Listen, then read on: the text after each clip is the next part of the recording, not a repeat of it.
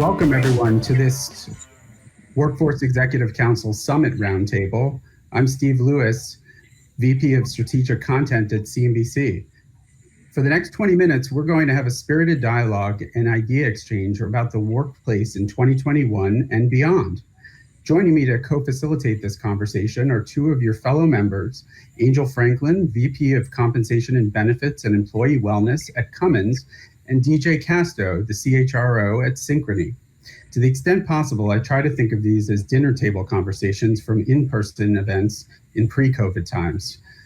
So with that said, just a few quick ground rules. This conversation will adhere to Chatham House rules.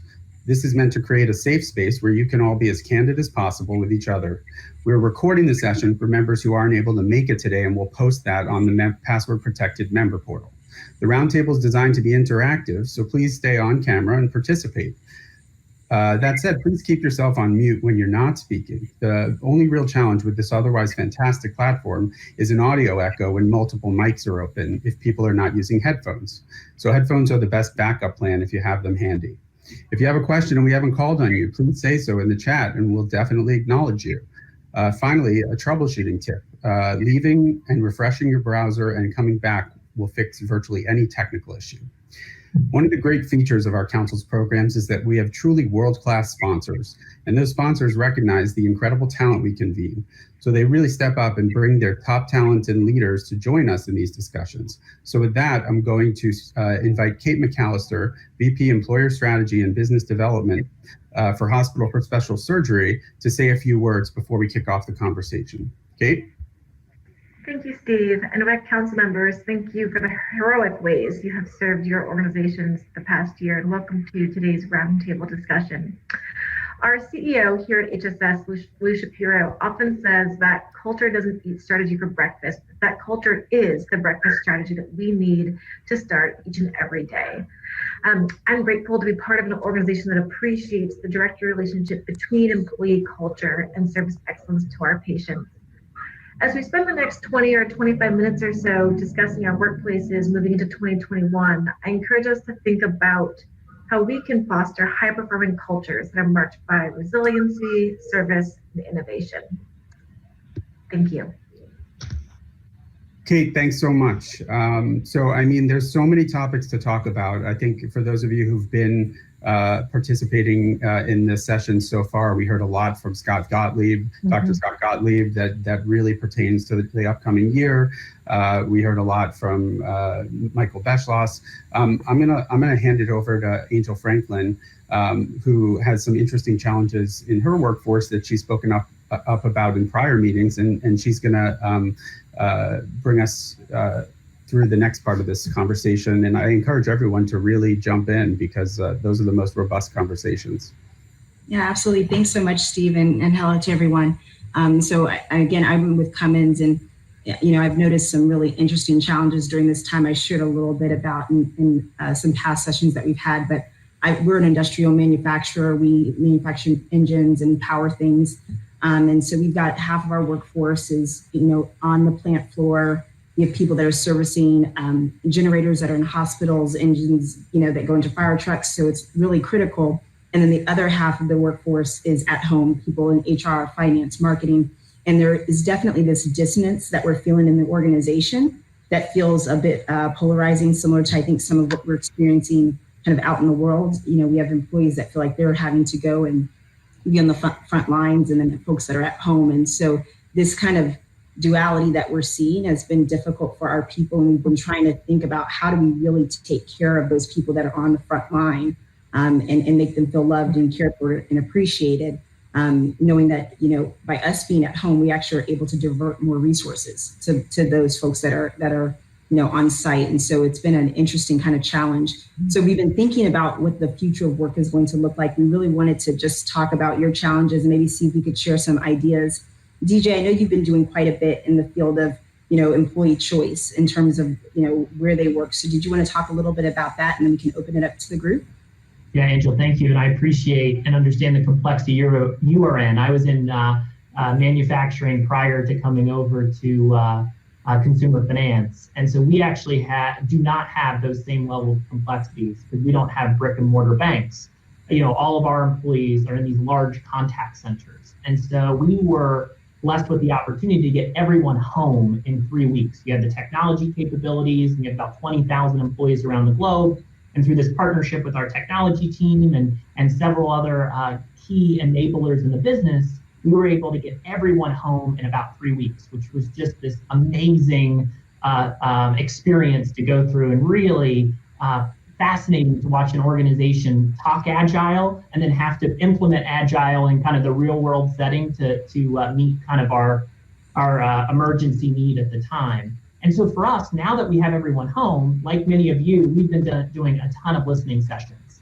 And I would say the feedback of our employees kind of pivoted back and forth in the early days, but then as they start to normalize in this work at home setting, and we got them the tools and resources they needed, we started to candidly get a lot of questions around, could this be a more permanent arrangement for us? And so we took this moment in time and said, maybe this is the moment where you transform the way you work and really rethink the traditional office space that we have today. And so we implemented about 3 months ago a choice program to what you teed up. We redesigned the concept to really meet our business strategy needs when you think about innovation and collaboration, but then also sustaining this flexibility that I think our workforce is going to require in the long term. And so the choice really was, do you want to transition to 100% work from home? And 85% of our workforce said yes. We even gave them the option to, you don't have to come into the office 5 days a week anymore. It would be 3 days. And this is all visioning post the pandemic. And still, even with that option of only having to come in 3 days a week, 85% of the workforce said that they want to work from home on a more permanent basis. And so we created these hubs because we think it's really important that post the pandemic, employees still have access to space to do collaboration and innovation and cultural initiatives. But the assigned space that we had prior to the pandemic, we are reimagining in its entirety. So it's been really exciting to go through, and a lot of lessons learned, which I'm sure we can talk about with this group.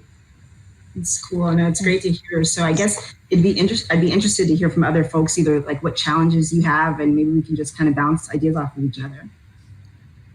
So one of the challenges we have seen is how you onboard new employees in a remote world. I was wondering how people have handled that. I could start, and then maybe some others will kind of complement that. Is what we did is we took our traditional training team and we used an agile concept where we kind of tasked them with onboarding right out of the gate and said, hey, you've got a backlog of other initiatives, but as we think about having to bring on a new contact center associate 100% virtually, let's imagine this end-to-end employee experience. And so they took the traditional in-classroom trainings. They tested several of those. I will tell you, we've gotten better over time. The first launch of onboarding was okay. We even got the feedback from the employees. It was a little rocky. But we took all of that feedback and just continued in an agile fashion to rethink the traditional in-classroom training. And we've noticed that you can't just take it and make it all digital. You have to really make it an experience. And you can't have it as long as you had it before, because we have very specific training that we have to do to make sure from a banking perspective, our associates are certified in all the right regulatory requirements. And so onboarding has taken longer. It's a longer duration of time. And we really do have to have kind of moments of stepping away from the computer and coming back, because that long period of time we saw the disengagement and the quality of the retention of the materials go down. So we actually took our training, we said it's 100% on you, and we asked them to kind of reimagine it end to end from an onboarding standpoint. So I appreciate that, and I think that may have been, and not minimizing it, sort of the technical challenges are easier. I'm wondering how you bring somebody into the culture and getting to know the people and the relationships when everybody is scattered. Yeah, one of the things, oh, sorry, go ahead. Go ahead, Angel, I can wait. No, I'd like to hear from you, Kim.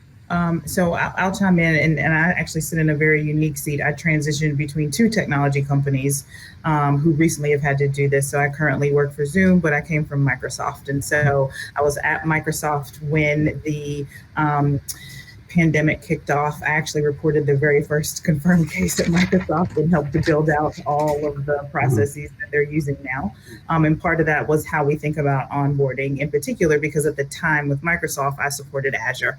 And so because Azure touches everything that we do, if you know anything about cloud computing, it was a huge opportunity to look at how we take a lot of that and shift it from a lot of the nuts and bolts that you get on day one into how do we explain our culture to you, because we want to understand who you are as a person first.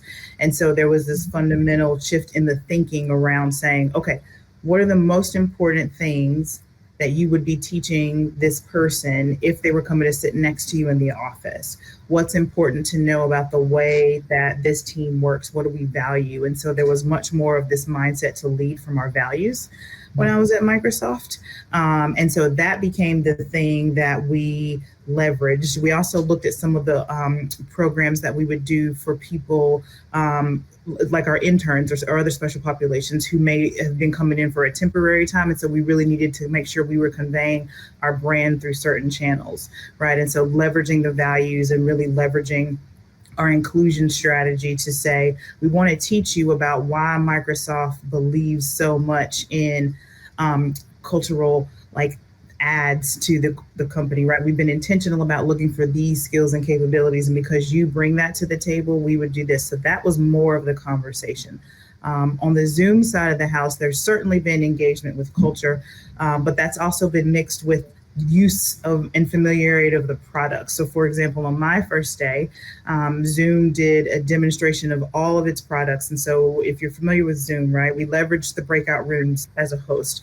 We were able to allow people to experience some of the new products that we're going to be unveiling into the market as we look at how to continue to support industries and people during the pandemic. And as we move forward and think about what this looks like post-pandemic, what are people going to work? And so there's been a lot of saying, hey, let us teach you about this. This is going to be unveiled in this time, but we want you to experience that and then tell us what you think about that as not just a Zoom employee or a Zoomie, as we refer to ourselves, but as an end user, right? Wear two hats for us and let us experience that from the inside first so that we can help literally design the best product from the inside out.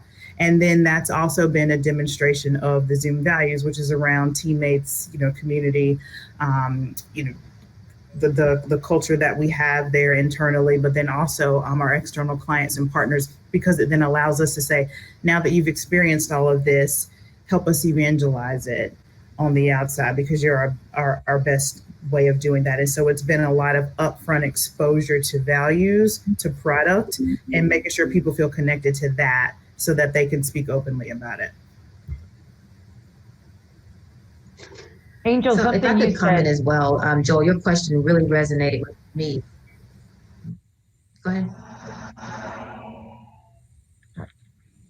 I don't want to be duplicative, or I don't know if it's time for me. Who should talk, Steve? Who's talking? Why don't you go ahead? You're on mute, Steve. I don't hear you. Okay, so I was going to say, Joel, your challenge is,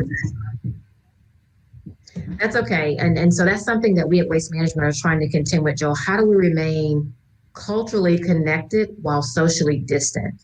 And I don't think we can underestimate the fact that our culture will change.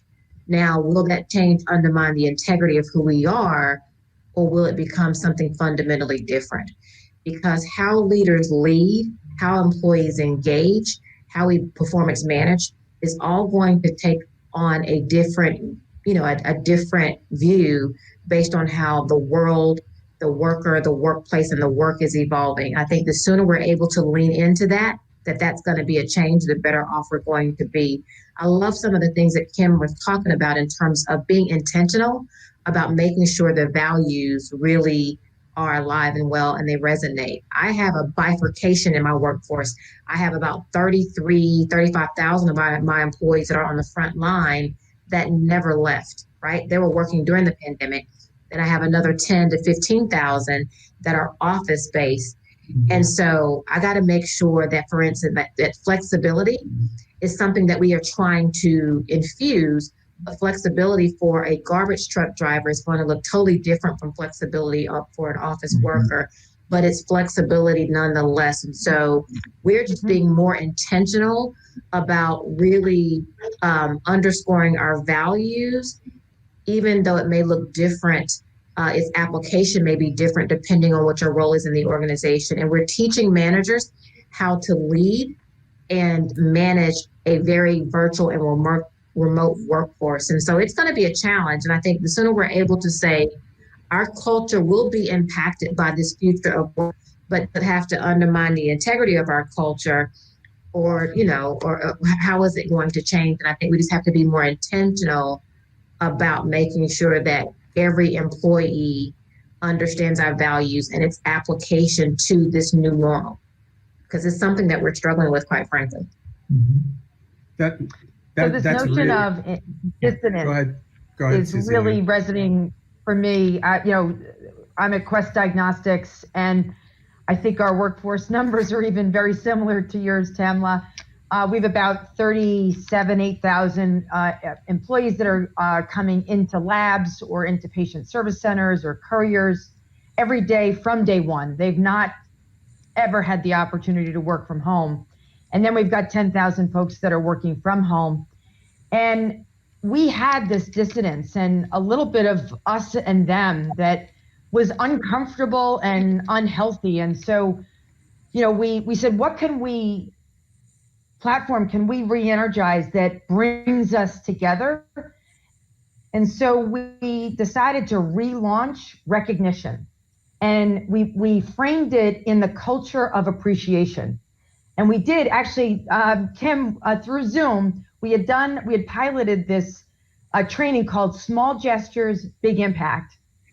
And we piloted live in February, and our training team had to rethink it, but we used Zoom and the breakouts and the reactions and the notes, and it really worked out quite well.